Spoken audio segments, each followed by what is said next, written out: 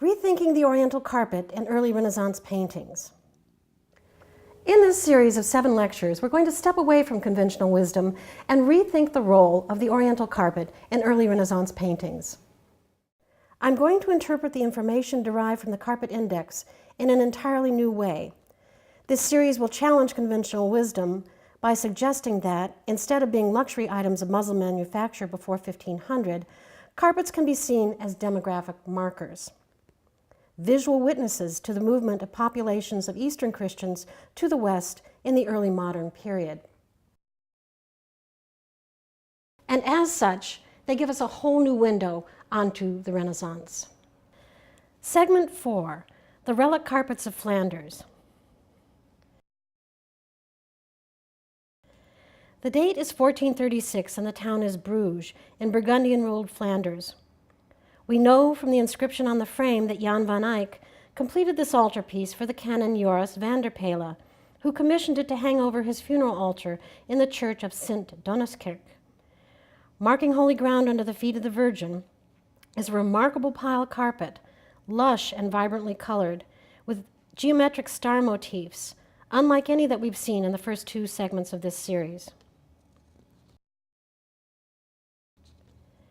This geometric carpet is repeated 5 times in Flemish paintings between 1436 and 1528, a fact that was remarked upon by the noted scholar Marion Ainsworth, although perhaps wisely, she refrains from speculating why.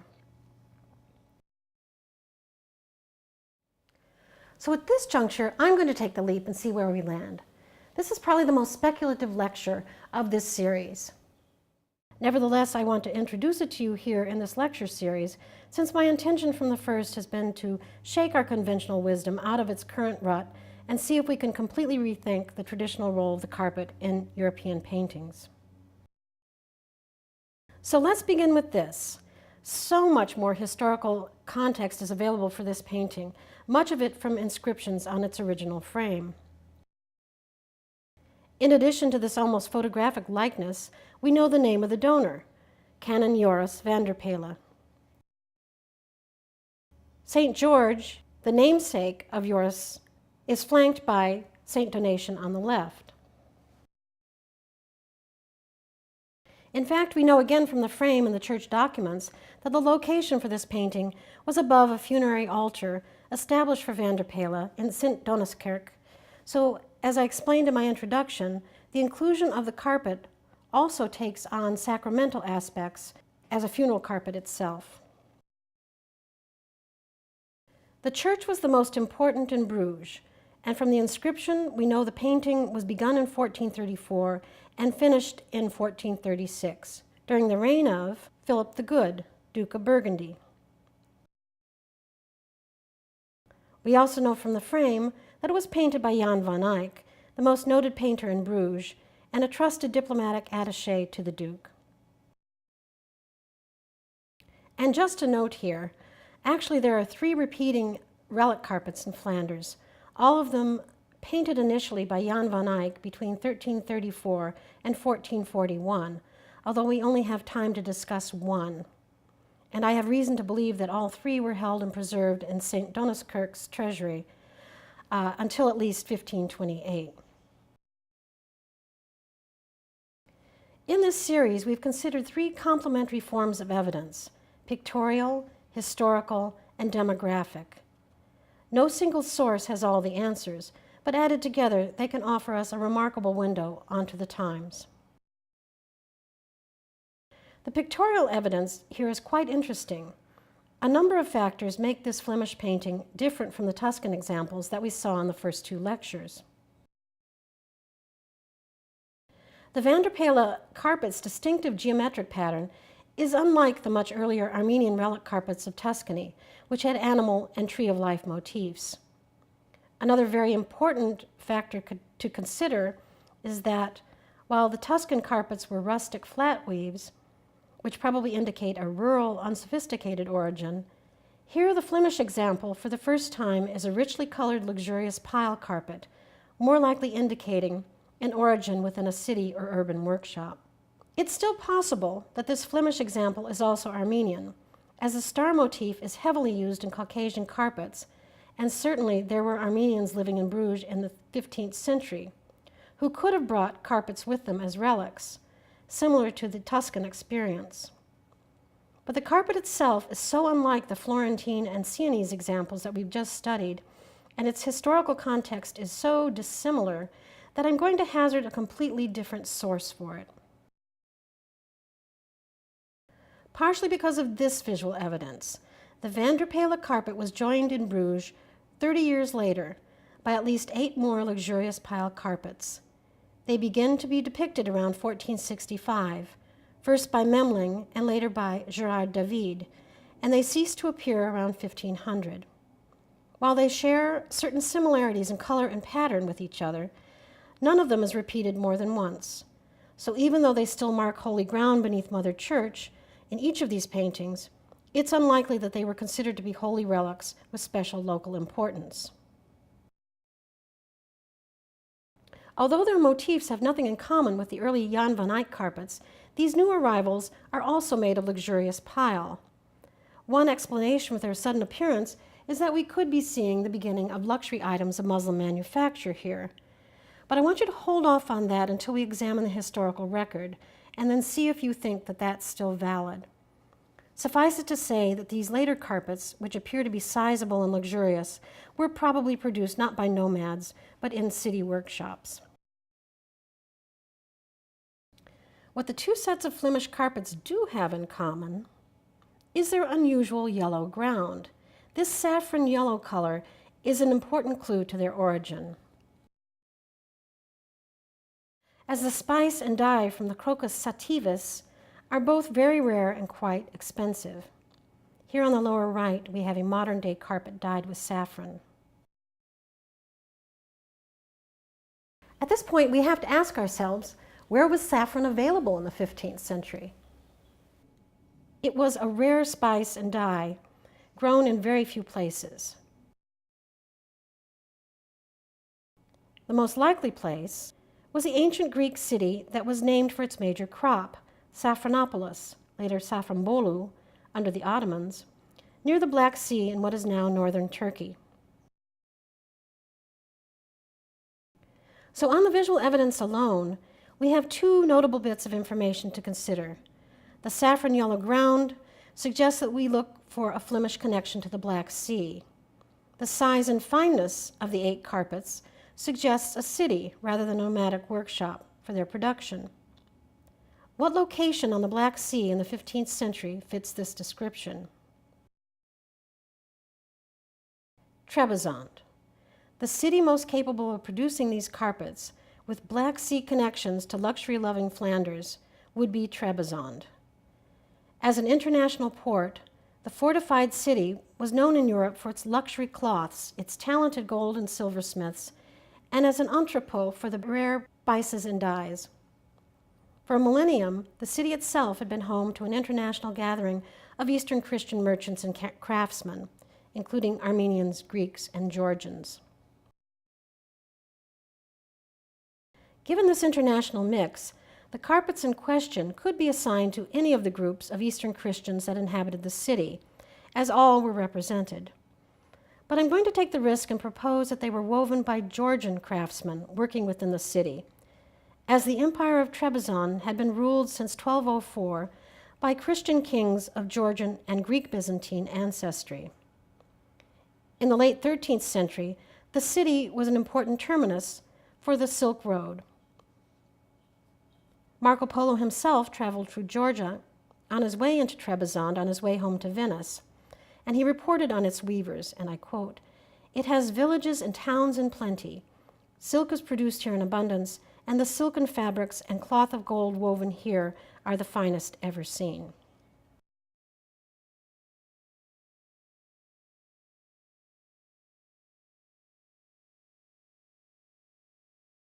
What possible connections did Bruges have with Trebizond and the Georgians? Since 1277, Burgundy had trade connections to the Black Sea through Genovese merchants, where the city of Trebizond on the Black Sea was one terminus and the port city of Bruges another. During the reign of Philip the Good, his capital was an international port with hundreds of ships docking daily, offloading luxury cloth and wool of all grades. The city of Bruges was renowned for its international community of merchants and bankers, with many nationalities mingling for trade and manufacture. The Duke himself kept a lavish and sophisticated court. And the robust market for luxury items of silk and gold was driven by Philip himself. Gold and silver goods of the highest quality were available in Burgundian Flanders.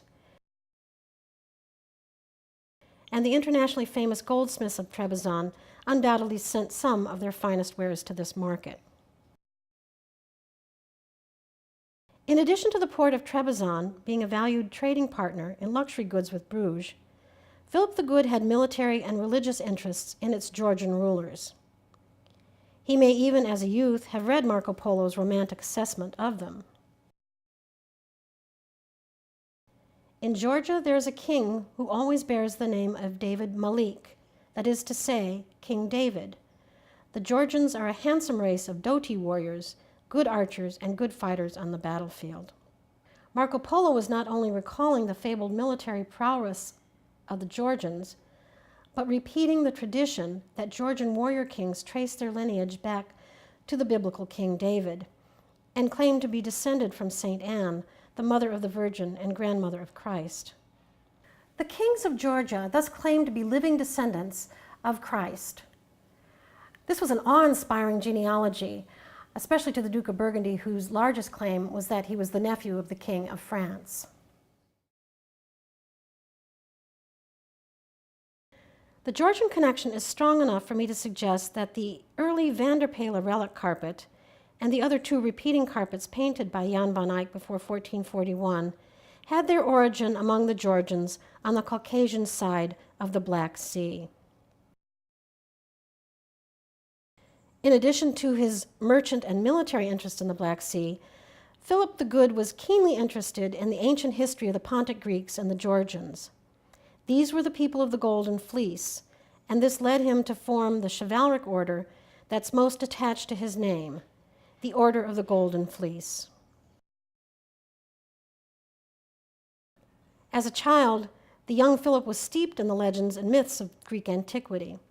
His family owned famous illuminated copies of the Alexander legend, and clearly the myth of Jason and the Argonauts sailing the Black Sea to Colchis, which is now Georgia, to capture the Golden Fleece, has special resonance for the young Duke, who in the year of his marriage to Isabella of Portugal in 1430 created the Order of the Golden Fleece in honor of this legendary Black Sea quest, bestowing its heavy gold chain with its pendant fleece very selectively upon nobles and other helpful members of his inner circle.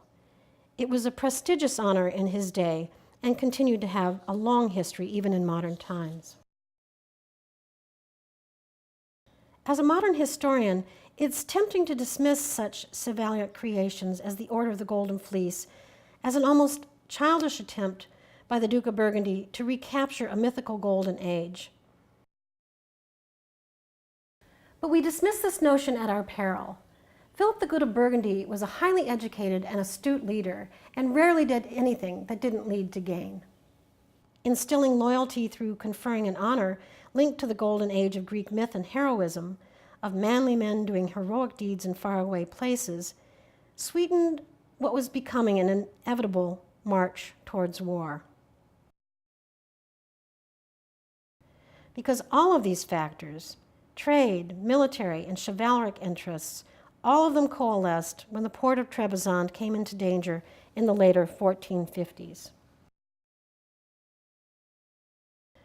After the fall of Constantinople in 1453, the Genovese shipping lanes in the Black Sea became fraught with danger from the Ottoman Turks, as all lanes passed through the narrow Bosporus, which was now under enemy control.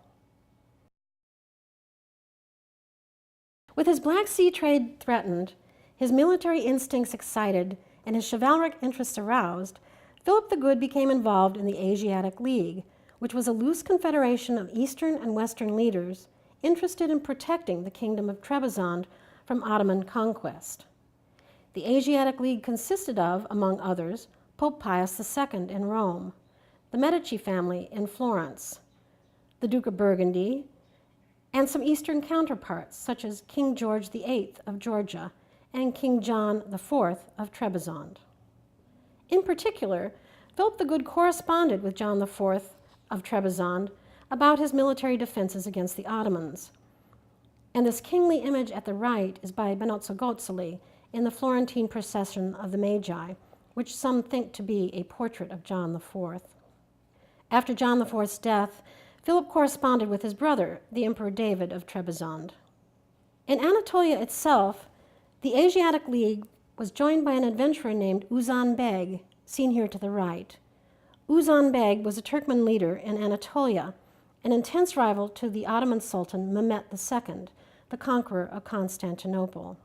All of the principals of the Asiatic League corresponded with each other for several years, an East-West political compact that's been nicely documented by Crystal Baskins. So the defense of the Empire of Trebizond in 1459 through 1461 was attempted, and much of it was recorded in Pius II's commentaries.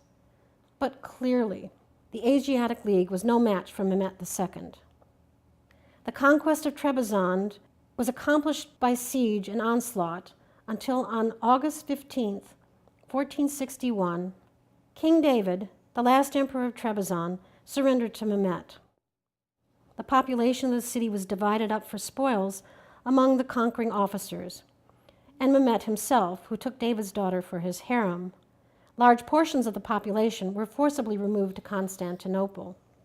David and his family were taken to Constantinople, where Mehmet II, when he found that David was still corresponding with Uzan Beg, had him murdered with his young sons, and these were the last Greek and Georgian remnants of the rulers of the Byzantine Empire.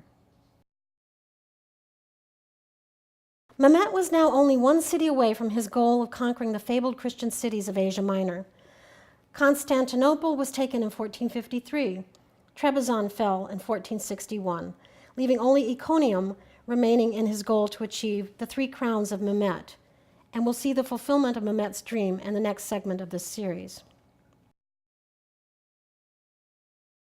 With the failure of the Asiatic League to protect Christian Trebizond from Ottoman conquest and the fall of the city to punitive Ottoman forces in 1461, we begin to see an influx of the luxurious yellow ground carpets into Bruges. Memling's very first painting with the yellow ground carpet shows up in Bruges within 4 years of the fall of Trebizond in 1465. The unknown donor is backed by St. George with his distinctive Georgian red and white flag. For the next 25 years, Hans Memling and his Flemish followers, particularly Gerard David, chronicled these Georgian carpets from Trebizond, where they mark holy ground beneath Mother Church. In the 1490s, these yellow ground carpets ceased to be depicted.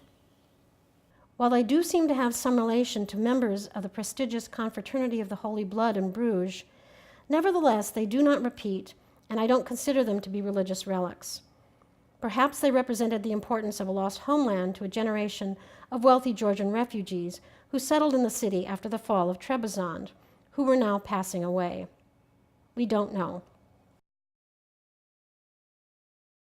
But oddly enough, it's at this juncture in the 1490s that the painter Gerard David returns to depicting the original relic carpet of Joris van der Pelen, a venerated relic which was probably still held in the treasury of St. Donaskirk.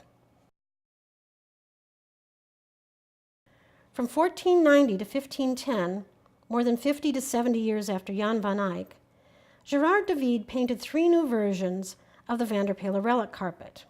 And I have to note that Memling himself never painted this relic. So why did David do that? In this series, we've usually included 3 forms of evidence. In this segment, the pictorial has given us the clue of the saffron dye. We've looked at the historical context, which pulled in the evidence of the Asiatic League, linking Bruges to the fate of the fall of Trebizond. And now we come to some further circumstantial and demographic data that might add some nuances to the total picture. So let's take a final look at Gerard David and this Georgian connection. Do we find a link between Gerard David and the Georgians of Trebizond? I think we do. Two of the three paintings specifically refer to the lineage of St. Anne, which we've already seen as a possible indicator of Georgian presence in Bruges at this time. Additionally, the specific lineage of St. Anne is unusual in that it features an old-fashioned gold background, which was very out of date for the time. It also includes an image of King David. Here I'm going to pull in some circumstantial evidence and anthroponymic data to shine a new light on the visual record. So here's how my new layer of evidence evolves. I'm going to hazard that simply from the clue of the gold background, I can infer two things. First, that Gerard David painted this lineage of St. Anne with the relic carpet in 1496, possibly for someone in the Goldsmiths Guild.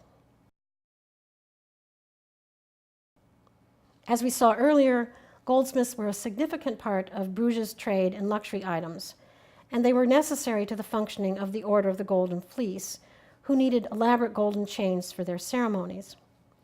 So I suggest that David's painting might be linked to Georgian goldsmiths, who might have located in Flanders after the fall of Trebizond.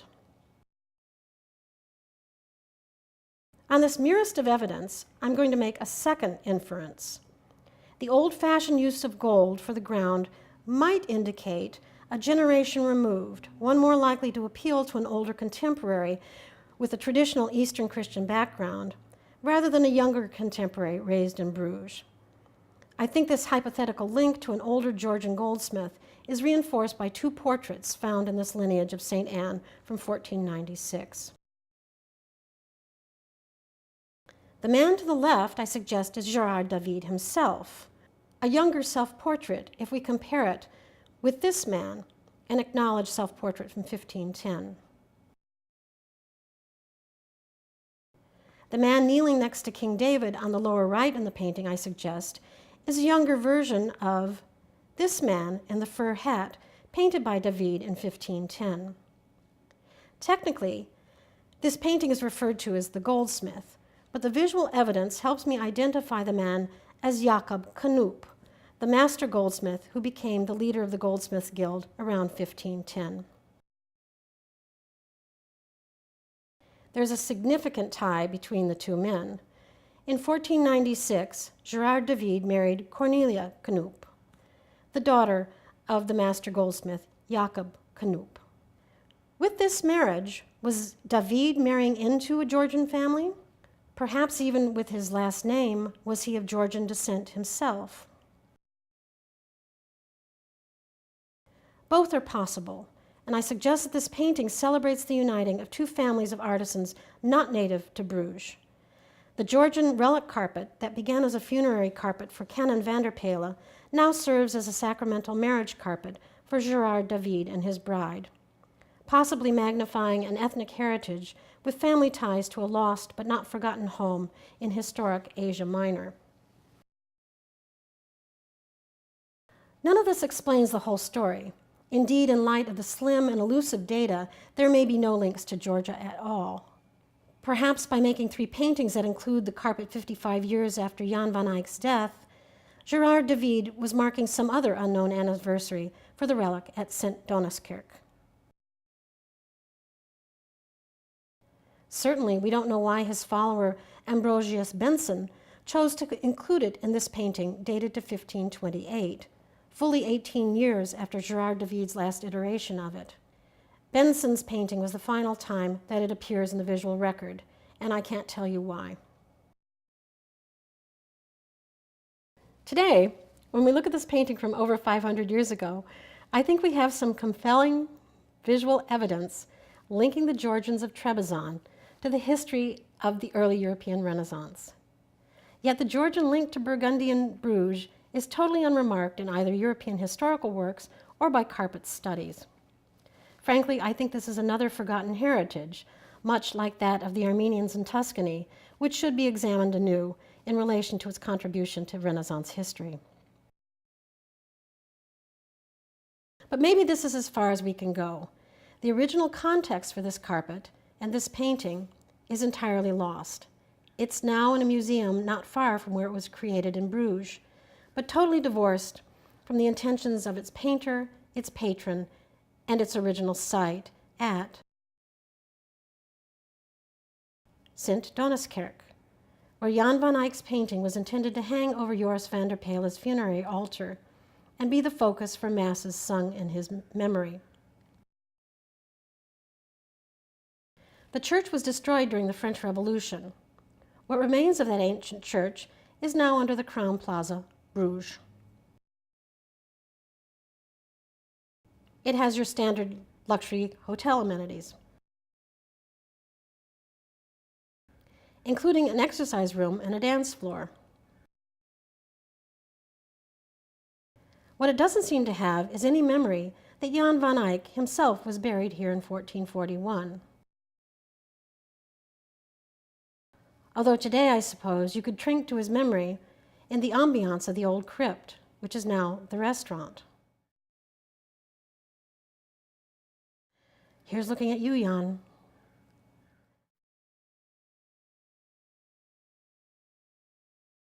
I hope you'll join me for segment 5, The Humanist Carpet Hiding in Plain Sight.